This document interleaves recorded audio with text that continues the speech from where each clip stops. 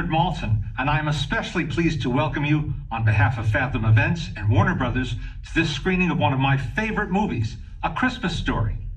To my mind, it is perfect. I wouldn't change a frame of it even if I could. So what makes it perfect? Well, let's start with the team behind it. It was written and narrated by Jean Shepherd, a legendary New York radio host who built a fervent following by spinning stories like this night after night, later collecting them into several popular books. One was titled, In God We Trust, All Others Pay Cash. He had a way of making you feel like you were right there alongside him as he recalled in minute and hilarious detail events from his youth. Now, did all of this actually occur to the little boy, here called Ralphie, and played so well by Peter Billingsley? And was his father as much of a character as the dad is, personified by Darren McGavin? Did his mother, played by Melinda Dillon, fear for his eyesight if he managed to get hold of a BB gun? And did a department store Santa really kick him? I don't know, and frankly, I don't care. It makes for great moments in a consistently funny and endearing movie. Director Bob Clark is more closely associated with such hits as Black Christmas and Porky's, but he collaborated with Shepherd and Lee Brown on the screenplay, and thus shares credit for its success.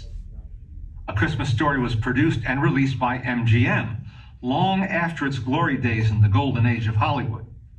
The studio put this film in theaters for Thanksgiving of 1983, little dreaming that it would earn more money its second weekend than it did the first. And it happened again on its third weekend. The only problem was Barbra Streisand's Yentl, which they had pre-booked in all the movie theaters showing this film. They were forced to pull A Christmas Story out of release. Then, 1 year later, they reissued it, and audiences turned out again en masse to see it on a theater screen.